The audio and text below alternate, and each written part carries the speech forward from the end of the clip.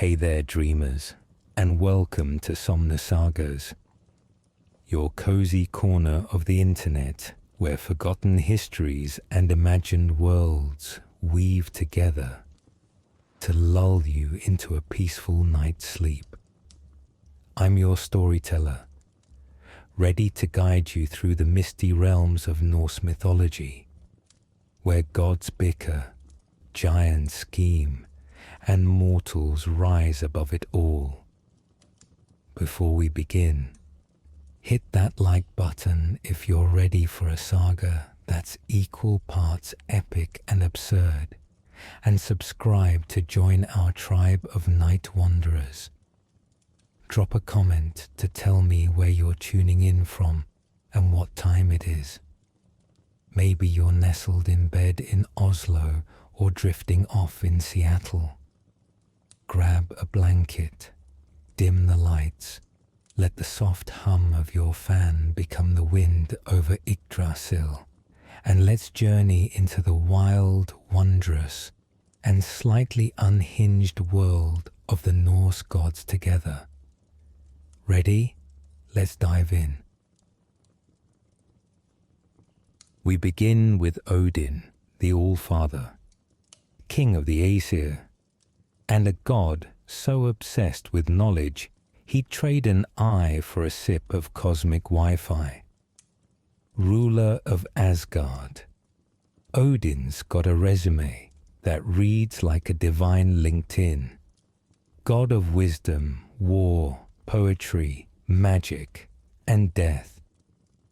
Picture a grizzled CEO with a raven fetish and a penchant for cryptic riddles.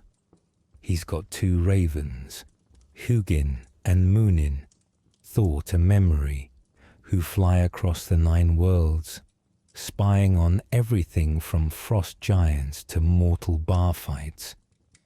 Odin's throne, Hlidskjalf, lets him see everywhere, which sounds cool until you realize he's basically the NSA with a beard. Odin's origin story is peak Norse chaos. Born from the primordial cow Odhumla. Yes, a cow. Mythology doesn't mess around. He and his brothers killed the giant Ymir, using his body to craft the world. His blood became the seas, his bones the mountains, his skull the sky. Talk about a family DIY project. As Allfather, Odin's job was to keep the cosmos spinning, lead the Aesir in war, and prepare for Ragnarok, the apocalyptic Super Bowl of Norse myth. But his real obsession, knowledge. He hung himself on Yggdrasil, the world tree, for 9 days, pierced by his own spear, to learn the runes. He traded an eye to drink from Mimir's well of wisdom. The man's so extra, he'd probably quiz you on quantum physics at a funeral. Odin's not all grim wisdom, though. He's a shapeshifter, wandering Midgard as an old man in a cloak, stirring up trouble or inspiring poets. He's got a soft spot for heroes, gifting them swords or cryptic advice before battles. But don't get too cozy. Odin's also the guy who let his favorite warriors die just to collect their souls for Valhalla, his eternal fight club. Loved, feared, and a walking paradox. Odin's the god who'd write you a sonnet, then sacrifice you for a footnote in his cosmic journal. Frigg, goddess of marriage, motherhood, and foresight, is Odin's wife and the queen of Asgard. She's the calm to his storm, the strategist behind the throne, and the only one who can sit on the Hlidskjalf besides Odin. Frigg sees the future, every twist of fate, every betrayal. But she doesn't spill the tea. She just knits, smiles, and lets the universe unravel while sipping mead. Think of her as the ultimate chess player who never brags about checkmate. Frigg's biggest heartbreak was her son Balder, the god of light and beauty. When she foresaw his death, she made everything, fire, water, stones, even diseases, swear not to harm him. But she missed one tiny detail: mistletoe. Loki, the resident troublemaker, used it to trick Balder's blind brother Hod into killing him. Frigg's grief could have drowned the 9 worlds, but she didn't curse or rage. She sent her son Hermod to Hel's realm to beg for Balder's return, only to learn he'd stay dead until Ragnarok. Her silence was her strength, her sorrow her shield. Frigg protected marriages, blessed births, and wove the clouds of fate. She's the goddess you pray to when you need a miracle or just a really good babysitter. But her quiet power came with a cost. She knew the end was coming and chose to face it with grace, not fury. Frigg's the queen who holds Asgard together, even when her heart's breaking. Thor, god of thunder, storms, and smashing giants, is the Norse equivalent of a superhero with a drinking problem. Wielding Mjolnir, a hammer forged by dwarves that never misses and always returns, Thor's the muscle of Asgard. He's got a chariot pulled by 2 goats, Tangrisnir and Tangnjosta, who he eats and resurrects daily. Talk about sustainable dining. Red-bearded, loud, and loyal, Thor's the guy you call when a frost giant crashes your barbecue. Thor's adventures read like an action movie script. He wrestled old age and lost, fished for the world serpent Jormungandr, and once dressed as a bride to steal back his hammer from a giant. His temper's legendary, one wrong word, and Mjolnir's turning your skull into gravel. But Thor's not just a brawler. He protects Midgard's mortals, blesses crops, and guards Asgard from chaos. His heart's as big as his biceps, especially for his wife Sif, whose golden hair, replaced by dwarves after Loki's prank, shines like a wheat field. Thor's not perfect. He's impulsive, trusts Loki way too often, and his ego's the size of Yggdrasil. But when Ragnarok looms, Thor's the one charging Jormungandr, hammer raised, ready to go down swinging. He's the god of hit first, think later, but also the hero who'd die for you without a second thought. Loki, god of mischief, lies, and chaos, is the wild card of Asgard. Shapeshifter, schemer, and occasional ally, he's the guy who'd sell you a cursed amulet, then help you break the curse for a laugh. Born a frost giant but adopted by Odin, Loki's got a foot in 2 worlds and loyalty to neither. He's charming, clever, and about as trustworthy as a snake in a mead hall. Loki's resume is a roller coaster. He cut Sif's hair for fun, tricked dwarves into forging Mjolnir, and birthed the monstrous wolf Fenrir, the 8-legged horse Sleipnir, and the serpent Jormungandr. Don't ask about the horse thing. Norse myths get weird. His biggest crime: engineering Baldur's death with that mistletoe dart, which got him chained to a rock with a snake dripping venom in his eyes until Ragnarok.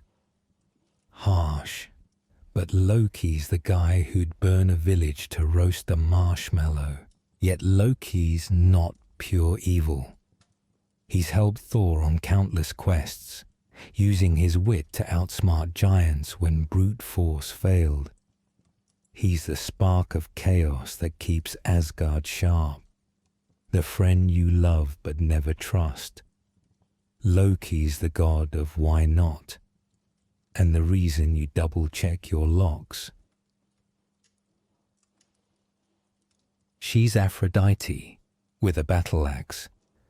Freya claims half the souls of fallen warriors for her hall, Folkvanga, sharing the dead with Odin's Valhalla. Her love life's a saga. Married to Od, who vanished, she wept tears of gold searching for him. She's not above sleeping with dwarves for shiny jewelry or flirting with giants to save Asgard. But Freya's no damsel. She's fierce, independent, and doesn't need saving. She's the one wielding the sword and the spell book. Freya's the goddess you pray to for passion, courage, or a really good date night. She's beauty and bloodshed, magic and might, proving you can wear a crown of flowers and still swing a blade. Freya, goddess of love, beauty, magic, and war, is Asgard's resident heartbreaker and neckbreaker, leader of the Fenrir gods, before they merge with the Aesir. She rides a chariot pulled by cats and wears the Brisingamen, a necklace so dazzling it could bankrupt a dragon. Freyja's Cider magic lets her weave spells, see the future, and probably charm her way out of a speeding ticket in Valhalla. Freya, Freya's twin, is the god of fertility, prosperity, and fair weather.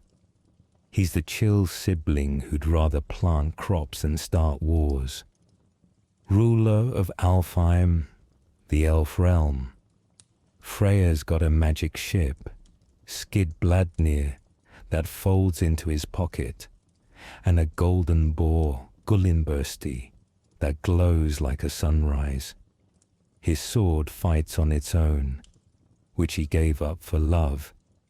Bad move, but we'll get there. Freya fell hard for Gerd, a frost giantess, spotting her from Odin's throne. He sent his servant Skirnir to woo her, trading his sword for her hand. Romantic?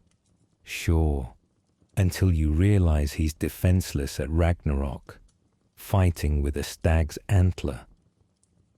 Freya's the god of good harvests and happy endings, but his love story proves even peaceful gods make questionable calls. He's the guy you pray to for sunshine, but his heart's always one frost giantess away from melting. Tyr, god of war, justice, and oaths, is the stoic soldier of Asgard, less flashy than Thor, less chaotic than Ares' Greek cousin. Tyr's the guy who shows up, does the job, and doesn't brag. His biggest moment: binding the wolf Fenrir. When the gods tricked Fenrir into chains, the wolf demanded Tyr's hand as collateral. Tyr agreed, knowing Fenrir would bite it off. No complaints, no drama. Just a one-handed god walking away like it's Tuesday. Tyr's the patron of warriors who value honor over glory, of judges who uphold oaths, and of anyone who sacrifices for the greater good. He's not loud, but his quiet courage echoes louder than Mjolnir's crash. Heimdall, god of vigilance, guards Asgard's rainbow bridge.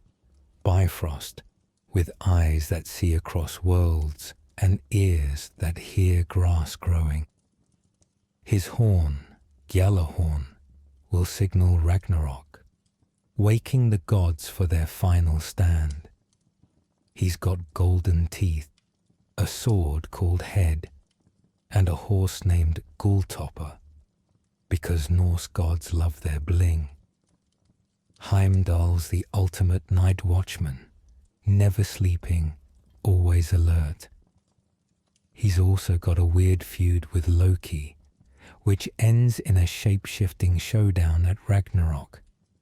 He's the god you pray to when you need to stay sharp, or when you're guarding something precious, like your Netflix queue during a power outage. Idunn, goddess of youth and apples, is Asgard's secret weapon. Her golden apples keep the gods young, because even immortals dread wrinkles. Married to Bragi, the god of poetry, Idunn's quiet but essential, like the Wi-Fi router of Asgard. When Loki got her kidnapped by a giant, classic Loki move, the god started aging, proving Idunn's apples are the divine equivalent of Botox. She doesn't fight or scheme, but her orchards sustain the cosmos. Idunn's the goddess you thank for vitality, resilience, and that one time you didn't get carded at the mead hall. Sigyn and Angrboda, one mortal, one giantess, were no gods, yet their stories echo louder than Mjolnir's crash. Sigyn, the loyal wife, held a bowl against divine venom, her love for Loki a rebellion against Asgard's judgment. Angrboda, the mother of monsters, wove defiance into exile, her children the sparks of Ragnarok's fire. They weren't born to thrones, but they carved their names into myth through endurance and defiance. Sigyn's bowl caught more than venom. It held her heart, steady against the god's wrath. Angrboda's prophecies weren't curses, they were promises, a mother's vow to see her children rise. Together, they taught Asgard a lesson. Mortal or giant, love and resilience can outlast even the gods' decrees. Their stories, whispered in Midgard's hearths and Jotunheim's caves, remind us that the greatest sagas belong to those who stand firm, even when the world crumbles. Angrboda, a frost giantess and Loki's lover, is the mother of monsters who shook the Norse cosmos. Her children with Loki, Fenrir the wolf, Jormungandr the serpent, and Hel, queen of the underworld, were destined to spark Ragnarok. When Odin foresaw their danger, he banished them. Fenrir chained, Jormungandr tossed into the sea, Hel exiled to rule the dead. Angrboda, heartbroken but unbroken, was cast out to Jotunheim's frozen wastes. But Angrboda wasn't just a mother of chaos. She was a seer, a warrior, a giantess who wielded magic Osgr, older than Asgard's walls. Shunned by the gods, she carved a life in exile, whispering prophecies and raising her children's spirits from afar.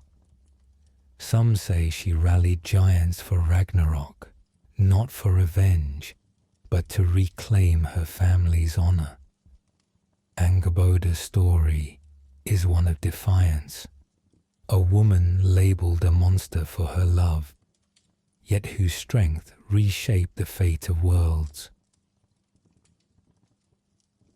Sigyn wasn't born with a halo of divine light or a crown of stars.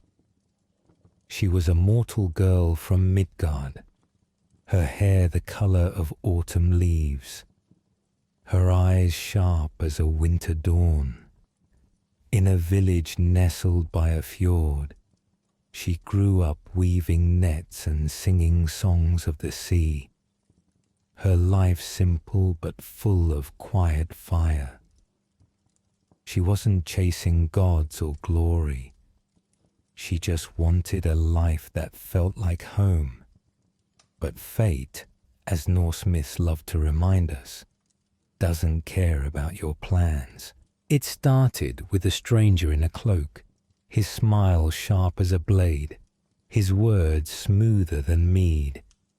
Loki, disguised as a wanderer, had come to Midgard on one of his whims, probably to steal a cow or prank a chieftain.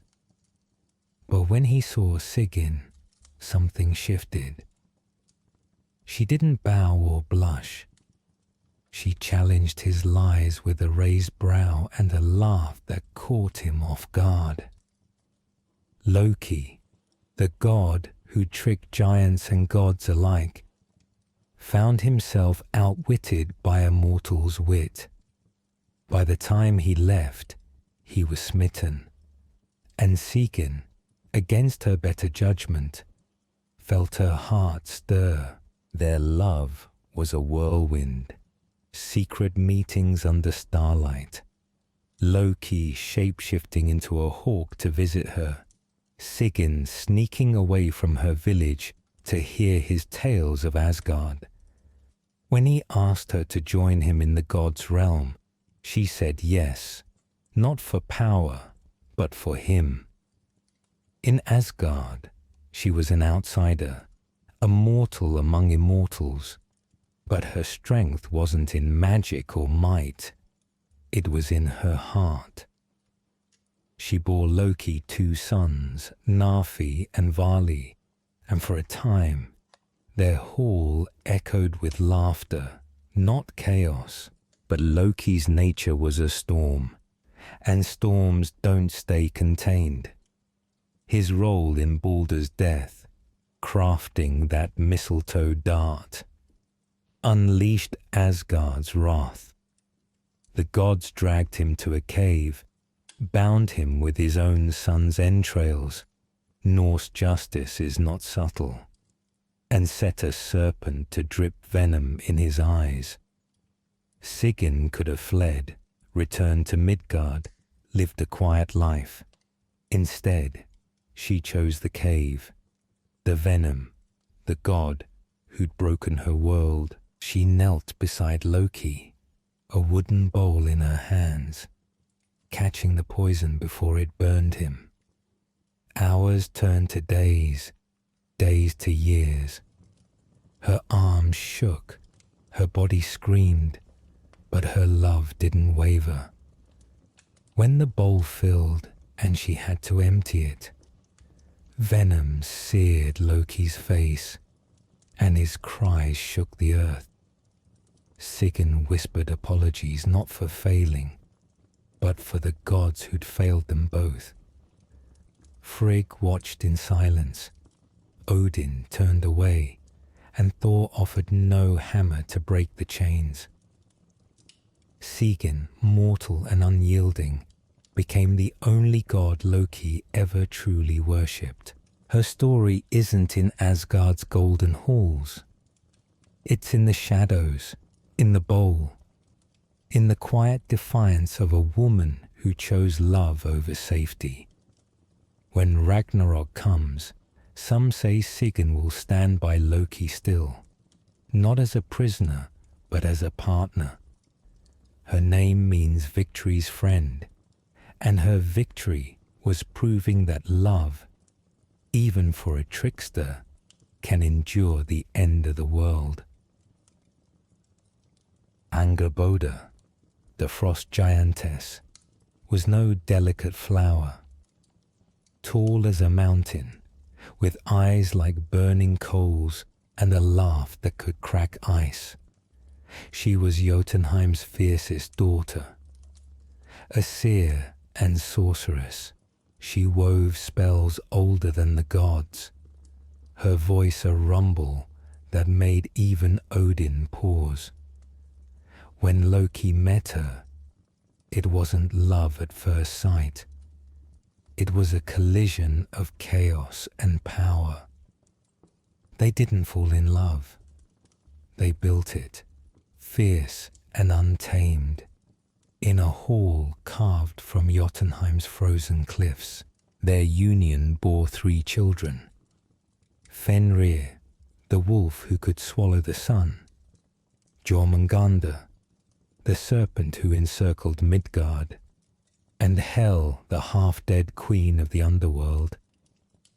Angrboda raised them with pride, teaching Fenrir to howl at the stars, Jormungandr to coil through the seas, and Hel to rule with quiet strength. But Odin, peering from his throne, saw their futures. Ragnarok, the end of everything. He didn't negotiate. He sent Thor to chain Fenrir, cast Jormungandr into the ocean, and banished Hel to the realm of the dead. Angrboda, deemed too dangerous, was exiled deeper into Jotunheim. Her hall burned, her children stolen. She didn't weep like Frigg, or rage like Thor. Angrboda wove. Her magic spun prophecies into the frost, whispers that reached her children across worlds. She saw Fenrir break his chains, Jormungandr rise from the sea, Hel lead an army of souls. She wasn't just a mother, she was a rebellion, a giantess who refused to bow. In exile, she trained with giants, sharpened her spells, and waited. Some say she led the frost giants at Ragnarok, not for vengeance, but to reclaim her family's legacy. Angrboda's story isn't one of victimhood. It's of a woman who birthed chaos, not to destroy, but to reshape. Her children weren't monsters. They were forces of change, feared by gods who craved control. In hidden groves, mortal women left offerings for her, bones, ash, whispered prayers for strength against those who'd break them. Angrboda, the bringer of anguish, became a symbol of defiance, a mother whose love outlasted divine decrees. When Gleipnir held, Fenrir roared, betrayed. He bit off Tyr's hand, but the gods had their prize, a chained wolf howling in rage. Angrboda, far away, felt his pain in her bones. She wove a spell to soothe him, whispering, "Wait, my son, your time will come." Fenrir's chains held until Ragnarok, when he'd break free to face Odin, proving that even a god's betrayal can't cage a mother's love forever. Fenrir, Angrboda's son, was no ordinary wolf. Born with fur black as night and eyes that glowed like embers, he grew faster than the gods could handle. In Asgard, where he was raised as a hostage, his size and strength unnerved even Thor. The Aesir loved a good monster story. But Fenrir wasn't a monster, just a wolf who trusted too much. The gods, led by Odin, feared Fenrir's prophesied role in Ragnarok. They tried to bind him with chains, each stronger than the last. Fenrir snapped them like twigs, laughing as iron crumbled. Finally, the dwarves crafted Gleipnir, a ribbon thin as silk but forged from impossible things. A cat's footfall, a woman's beard, a mountain's roots. The gods invited Fenrir to a game, asking him to test the ribbon. He smelled the trick but agreed, demanding a god's hand as collateral. Tyr, ever honorable, placed his hand in Fenrir's jaws. Hel ruled with quiet authority, offering solace to souls the gods ignored. When Balder died, she welcomed him, but when Hermod begged for his release, she set a condition. Everything must weep for him. Loki's trickery ensured one giantess didn't, keeping Balder in her care. Hel wasn't cruel, she was fair, a queen who understood loss better than the gods above. Mortals prayed to her for mercy, for safe passage to the afterlife. Hel, half monster to Asgard, was a goddess to the forgotten, her mother's strength in her veins. At Ragnarok, she'd lead her dead against the gods, not for chaos, but for balance. A daughter proving her exile was never her end. Hel, Angrboda's daughter, was born half living, half dead, her face split between beauty and bone. Banished to the underworld by Odin, she didn't sulk. She built a kingdom. Her realm, Niflheim, was no fiery hell, but a cold, misty hall where the dishonored dead, those not chosen for Valhalla or Folkvanger, found rest. Her palace, Eldrednir, gleamed with frost, and her hound, Garm, guarded its gates. Sigyn and Angrboda, one mortal, one giantess, were no gods, yet their stories echo louder than Mjolnir's crash. Sigyn, the loyal wife, held a bowl against divine venom, her love for Loki a rebellion against Asgard's judgment. Angrboda, the mother of monsters, wove defiance into exile, her children the sparks of Ragnarok's fire. They weren't born to thrones, but they carved their names into myth through endurance and defiance. Sigyn's bowl caught more than venom. It held her heart, steady against the gods' wrath.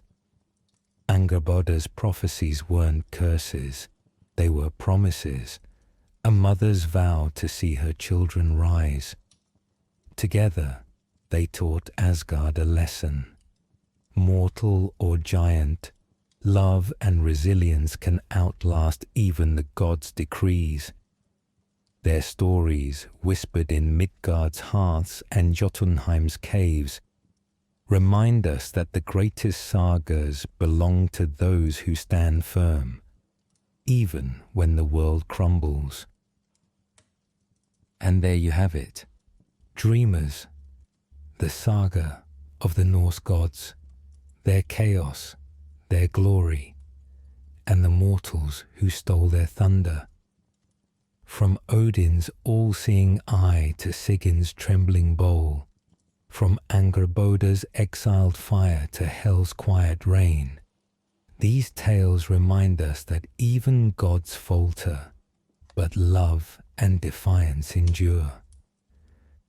If you love this journey through the 9 worlds, Give this video a like and share it with someone who'd vibe with a bit of Norse chaos. Subscribe to Somnus Sagas for more stories to drift you into sleep or spark your dreams. Comment below with your favorite god, mortal or monster. Mine Sigyn for her quiet strength. Until next time, let the stars guide your rest, and may your dreams be as epic as Yggdrasil's branches. Good night, wanderers, and now you can relax, listening to the sound of fireplace and drift into deep sleep.